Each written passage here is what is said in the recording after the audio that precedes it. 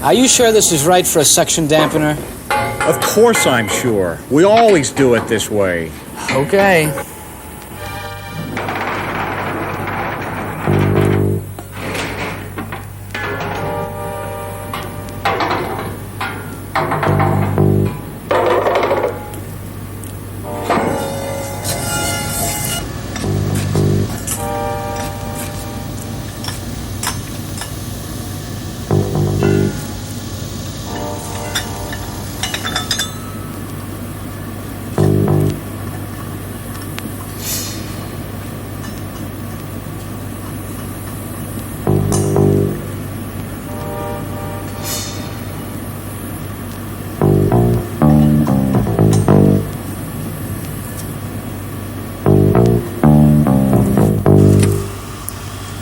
Okay, open the bottle.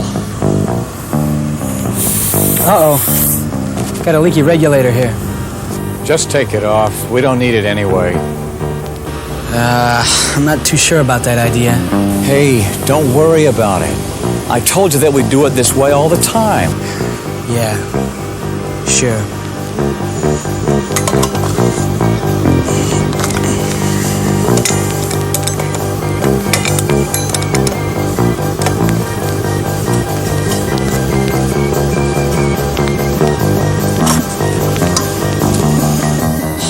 Okay, here it comes.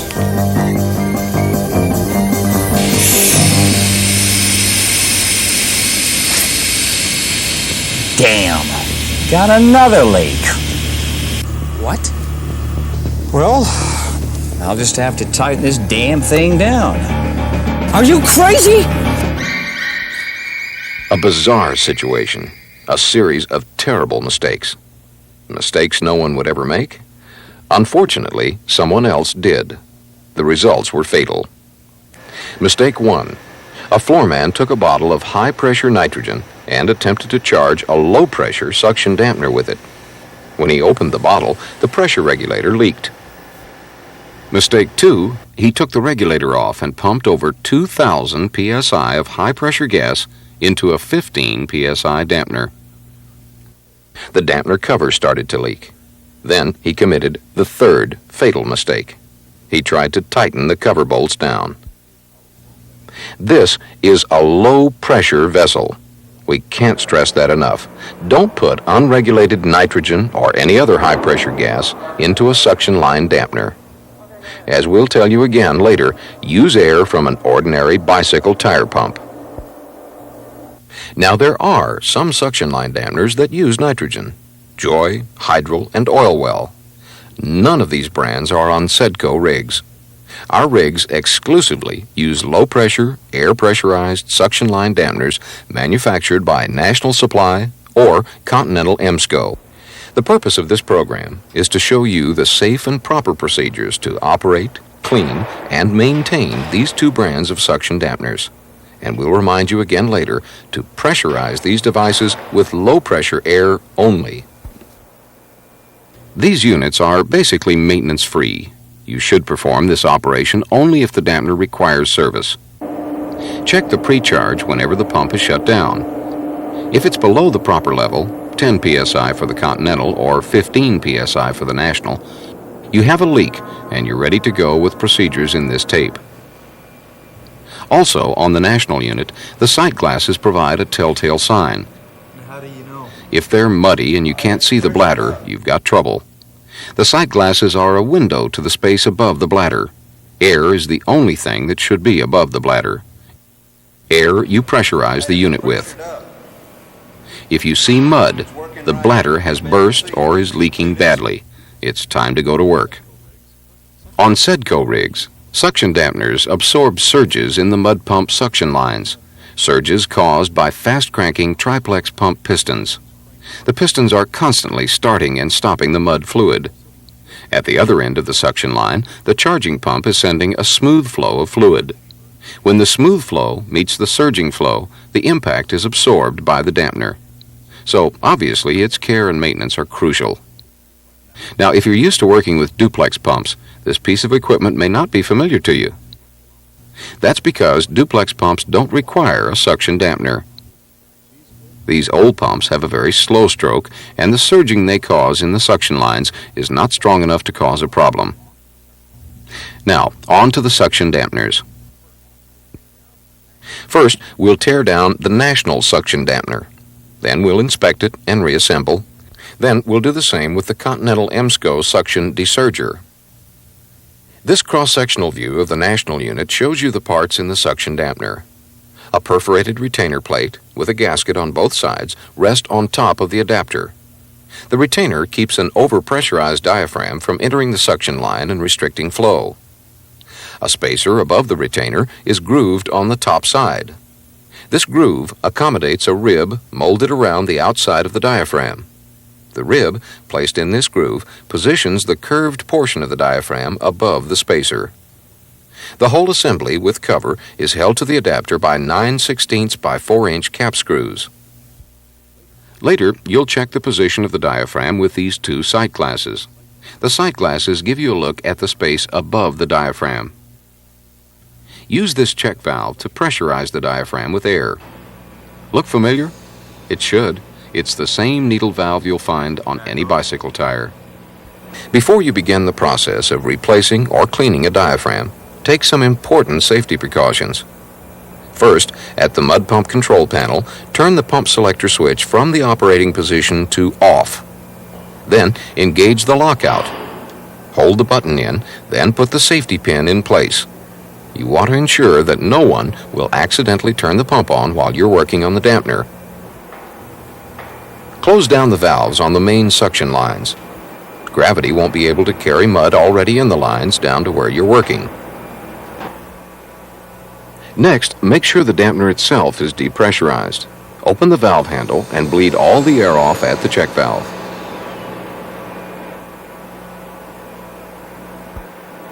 Now you're ready to go about the process of taking apart the suction dampener. Loosen the cap screws.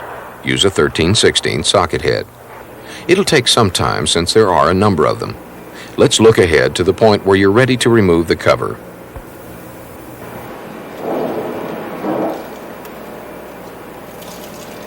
Because of the old silicone rubber used to assemble the dampener, the whole top will come off in one piece down to the retainer. Set it aside and pull all the screws out. Throw them in some container so they don't become lost. Now, separate the spacer from the cover. You will expose the diaphragm. This may not be a simple task because of the hardened silicone rubber. Use a scraper or putty knife to separate. Pull the diaphragm off the spacer. You can see here where the rib runs along the groove in the top of the spacer. Clean the diaphragm with a wet rag and inspect it for any signs of wear. The old dried silicone rubber will have to come off the exposed surfaces. Some of it will peel off. The rest you'll have to get with a scraper. Clean the silicone from the cover, the top of the spacer, and the groove that runs around the top of the spacer. Do the same at the retainer. As you can see, this vessel is sealed with silicone rubber. Remove the retainer and other gasket beneath it.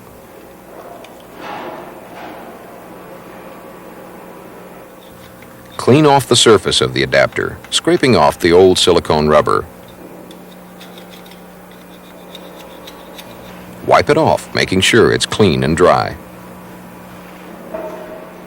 Now clean the cover. Get to the inside of the sight glasses.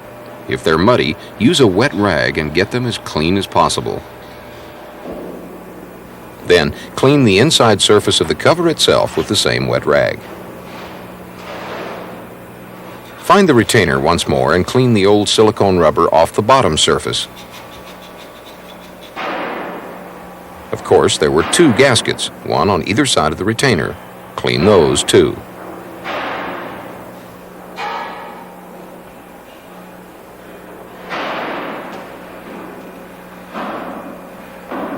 Once everything is cleaned, you're ready to reassemble the dampener. All that dried silicone rubber you've been scraping off, this is what it looks like when it's new, and you'll be putting it down on each surface as you reassemble. First, around the face of the adapter. Coat it thoroughly.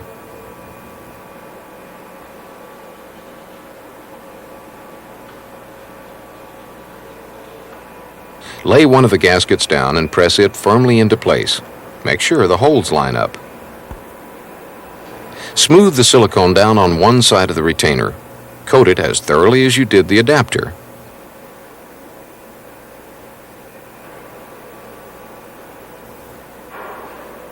Lay it down on top of the gasket.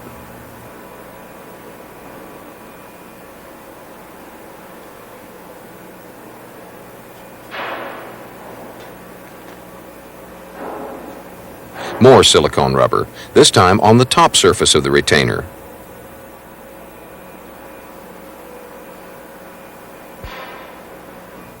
When that's done, put the other gasket down. Press it firmly in place, making sure the holes line up. The spacer is the next to go down. On the bottom or non-grooved side, again place a coat of silicone rubber. Lay the spacer down, grooved side up.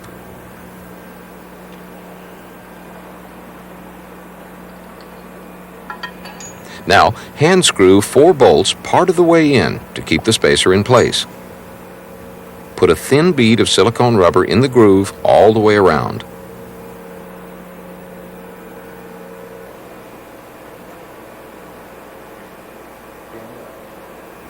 Put the diaphragm in place.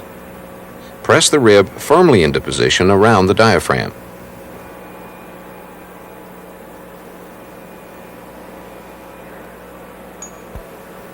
And the cover is the last to go down, but first, the final layer of silicone rubber.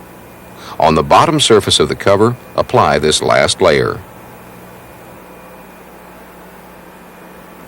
Set the cover aside momentarily to remove the 4 screws you used to hold the whole assembly in place.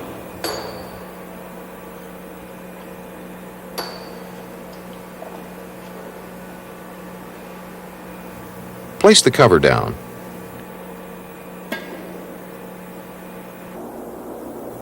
Lubricate each screw with a medium-weight, metallic-based grease. Attach and torque each screw to 80 foot-pounds. Obviously, this will take some time, so let's jump ahead just a bit.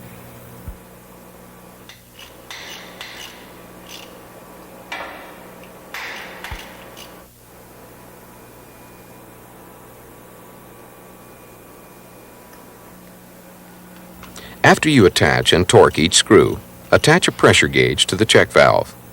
You're ready to pressurize, and you do that with air.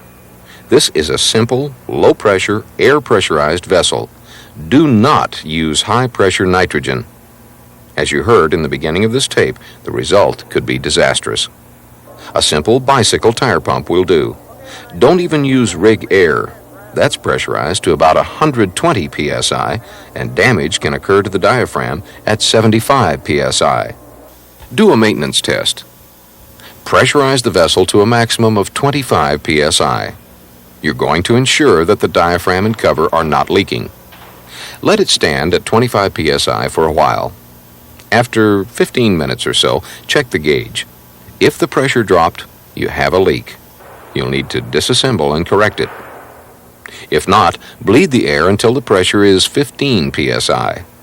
This is what's called the pre-charge. It's a precaution to prevent accidental damage, to provide a cushion when the mud pump is started, which is our next step. Open the valve again at the main suction line. At the control panel, release the lockout button. Remove the safety pin, allow the button to release, and drop the pin back in position. Turn the pump selector switch to the operating position. You're finished for now. Later, you'll set the operating pressure. Do this when the pump is at operating speed. Look at the sight glass. Add or remove air as necessary until the operating level of the diaphragm is between the midpoint and the bottom of the sight glass.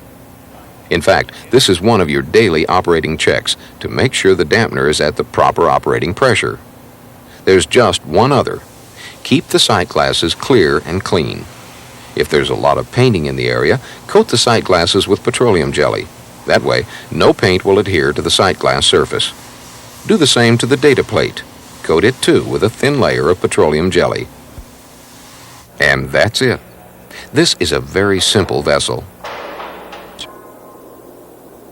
And the Continental unit, called a suction desurger, is even simpler. The unit is maintenance-free. We're about to show you the procedure to replace the bladder when necessary. As you can see, the configuration is quite different. The desurger is part of the triplex pump. For purposes of inspection and cleaning, however, it is a separate unit. This cross-sectional view shows you the parts in the desurger. The flexible bladder looks like a fat garden hose. It's attached to the support rod assembly by these two pairs of hose clamps. One pair holds the bladder to the end plug, the other pair holds the bladder to the charging flange. You pressurize the desurger at this needle valve. Obviously, the valve handle must be open if air is to flow. Air passes through the charging flange to the interior of the bladder. Suction fluid passes around the bladder in this area here. Thus, the surges in the suction line are absorbed by the flexible bladder, and it's done its job. The charging flange is attached to the adapter flange by 5/8" hex head cap screws. A gasket separates the two flanges. Finally, a metal valve guard protects the needle valve from damage. It's attached by 4 1/4" hex head cap screws. The safety precautions to remove this unit are the same. Make sure the mud pumps are off and the suction lines are closed down. Then depressurize the bladder. First, remove the valve guard. It's held in place by 4 1/4" hex head cap screws.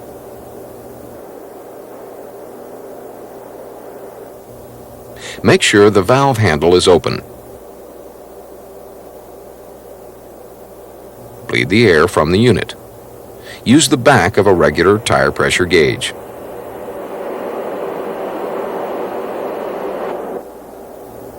The valve itself is next. Use an open end or crescent wrench to loosen and remove the valve. It's a 1/4" NPT fitting. You may notice some old dried up Teflon tape used on the threads when the valve was put in place before.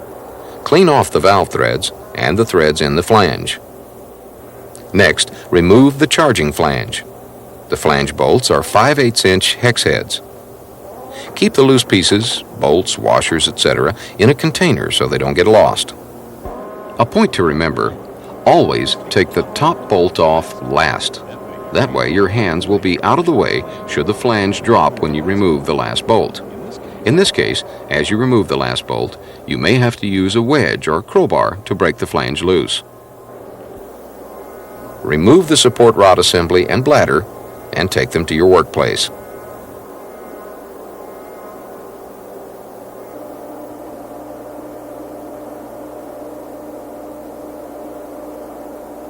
Replacing the bladder is a very simple procedure which starts at the hose clamps.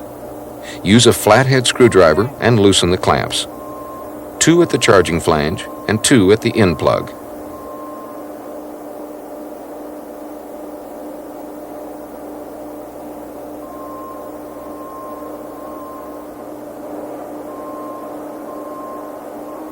Remove the clamps and set them aside.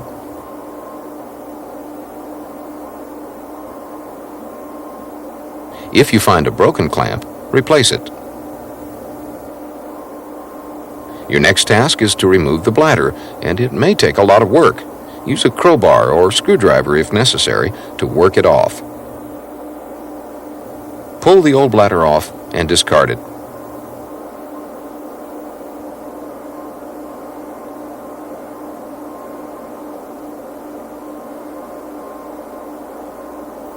Replace the gasket whenever you replace the bladder. Glue it to the charging flange with Elmer's if you have it. If not, use grease, anything to hold it in place. Now, put a new bladder right back on the support rod. Grease the end plug lightly. This will make it a lot easier for you to slide on the new bladder.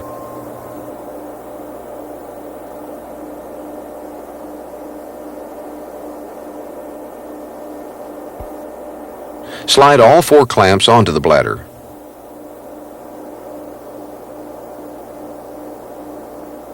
Put the 2 end clamps in place and tighten them until they have a firm hold.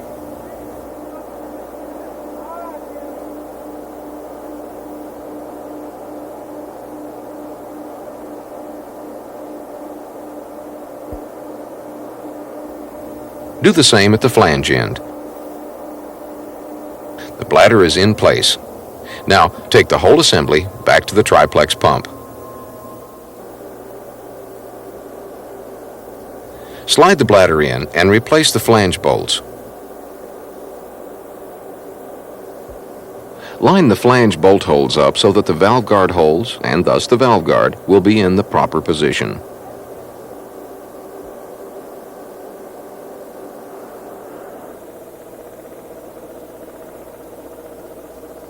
Use a crowbar or spud bar to line the flange holes up and hand tighten the bolts in. Then, use a wrench or an impact and tighten the cap screws. Next, replace the valve. Apply a layer of Teflon tape to the valve threads and screw it back in. Tighten the valve with an open-end wrench.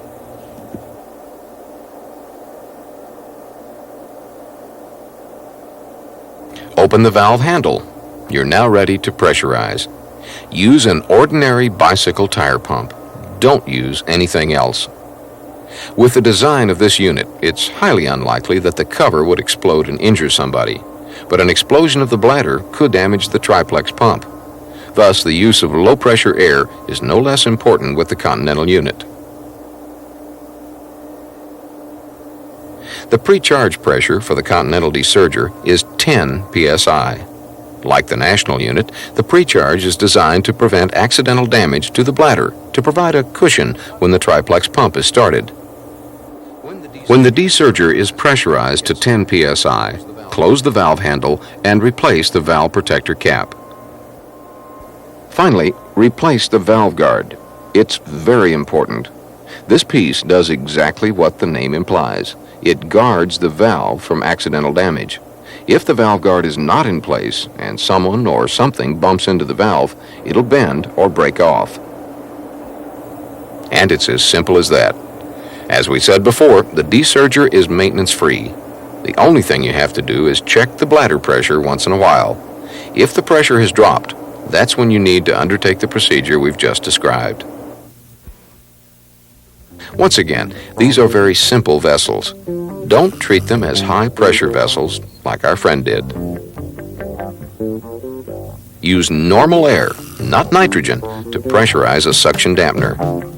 Following the simple procedures in this videotape will lead to smooth, efficient, and safe pump operation.